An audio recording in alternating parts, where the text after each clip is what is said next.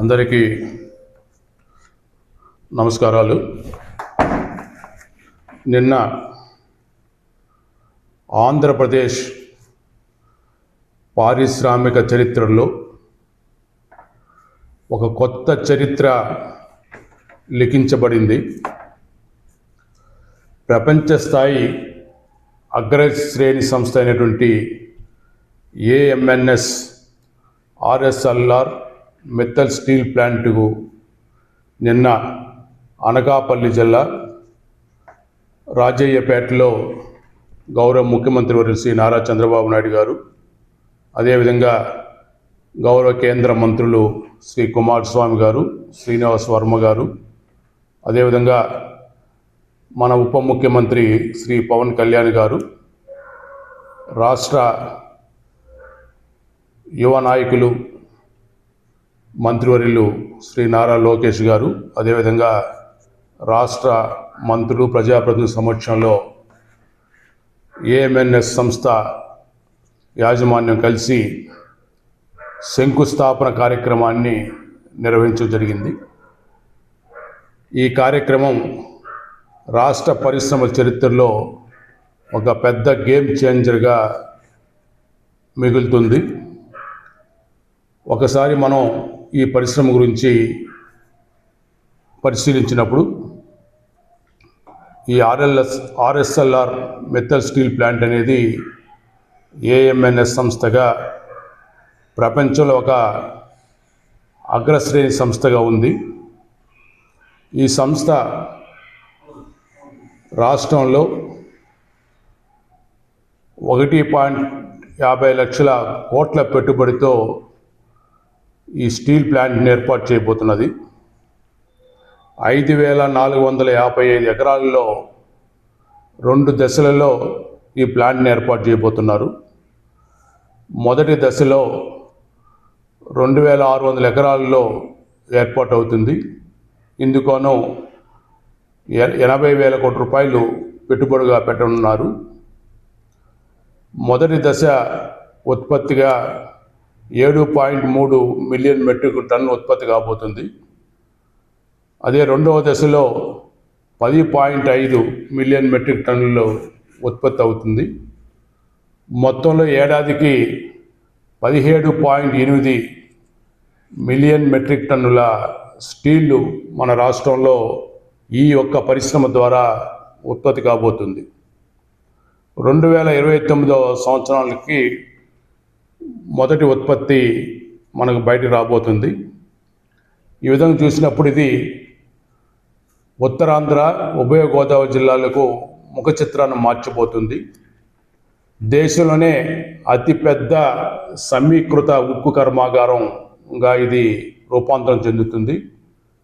పర్యావరణానికి కూడా ఇబ్బంది లేకుండా గ్రీన్ ఫీల్డ్ స్టీల్ ప్లాంట్గా దీన్ని మనం రాష్ట్రం ఉత్పత్తి చేయబోతున్నారు.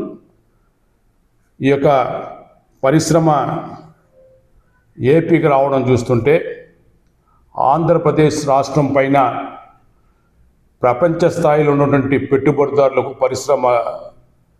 పారిశ్రామికవేత్తలకు రాష్ట్రం పైన ఉన్నటువంటి నమ్మకం, విశ్వాసానికి ప్రతీకగా ఈ ఏఎంఎన్ఎస్ స్టీల్ ప్లాంటు శంకుస్థాపనగా మనం చెప్పుకోవచ్చు. ఈ యొక్క పరిశ్రమ రావడానికి కారణం ఒకసారి మనం ఆలోచన చేస్తే, గౌరవ యువ నాయకులు శ్రీ నారా లోకేష్ గారి యొక్క ఒక జూమ్ కాల్తో ఈ పరిశ్రమ ఏర్పాటుకు పునాది పడింది. సెప్టెంబర్ 24న మొదటగా జూమ్ కాన్ఫరెన్స్లో శ్రీ నారా లోకేష్ గారు శ్రీ ఆదిత్య మెట్టల్తో మాట్లాడి వారిని రాష్ట్రానికి ఆహ్వానించడం జరిగింది.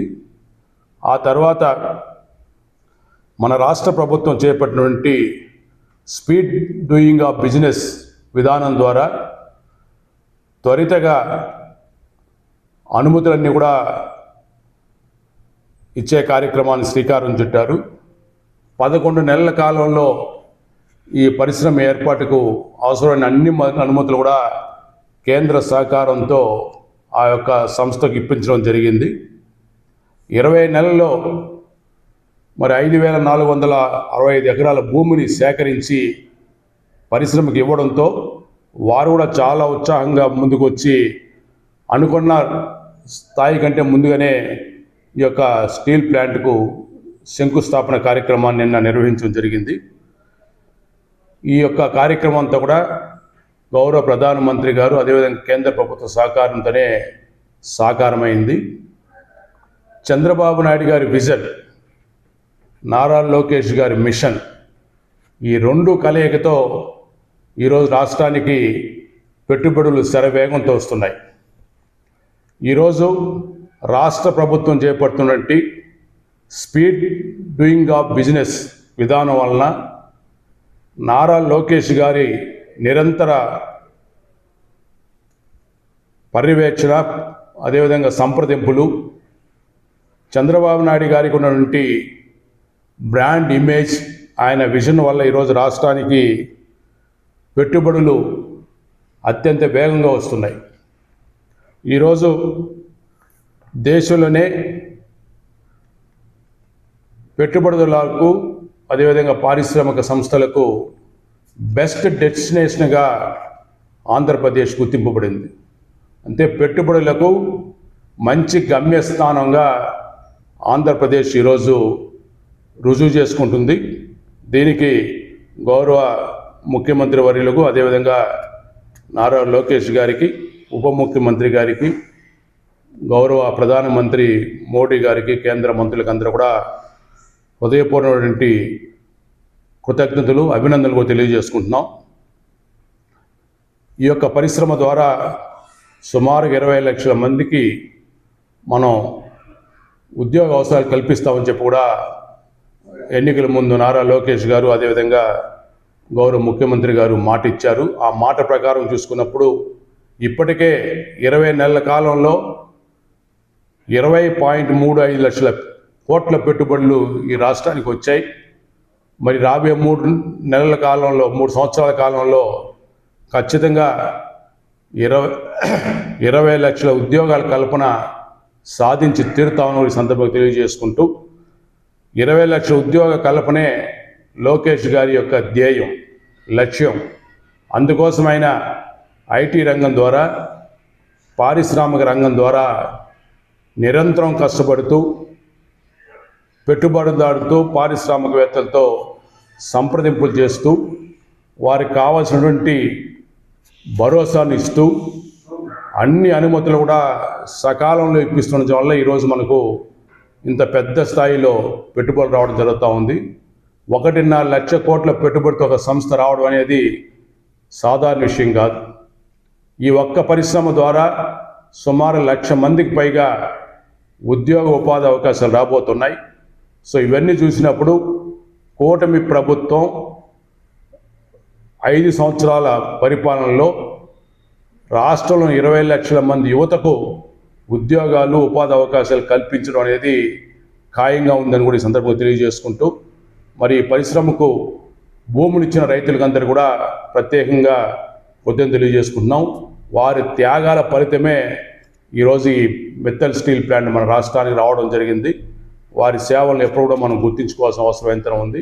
ఈ విధంగా రాష్ట్రంలో పెట్టుబడులు వస్తుంటే వైకాపా నాయకులు మాత్రం అడ్డుకోవడానికి శతవిధాల ప్రయత్నం చేస్తున్నారు. శ్రీ జగన్మోహన్ రెడ్డి గారు ముఖ్యమంత్రిగా ఉన్నట్టు 5 ఏళ్లలో పెట్టుబడులు రాకపోగా తనకు ముడుపులు ఇవ్వని సంస్థలను అదేవిధంగా పారిశ్రామికవేత్తలందరూ కూడా భయపెట్టి రాష్ట్రం నుంచి పారిపోయే విధంగా చేశారు. ఆ రోజుల్లో పారిపోయిన వాళ్ళందరినీ కూడా ఈరోజు తిరిగి రాష్ట్రానికి వచ్చేటువంటి పరిస్థితులు ఏర్పడ్డాయి. మేము ఒకటే ప్రతిపక్షాన్ని కూడా తెలియజేస్తున్నాం, మీకు వీలైతే మనసుంటే రాష్ట్ర ప్రభుత్వానికి, రాష్ట్రానికి సహకరించండి, అభివృద్ధికి సహకరించండి. అడ్డుకోనేటువంటి విధ్వంస కార్యక్రమాలు మాత్రం పాల్పడద్దని కూడా ఈ సందర్భంగా తెలియజేసుకుంటున్నాం. ఇప్పటికే మిమ్మల్ని ప్రజలు చిత్కరించారు. మరొకసారి చిత్కరించే పరిస్థితి లేకుండా చూసుకోవాలని కూడా ఆ పార్టీ అధినాయకత్వానికి మరి మేము తెలియజేస్తున్నాం.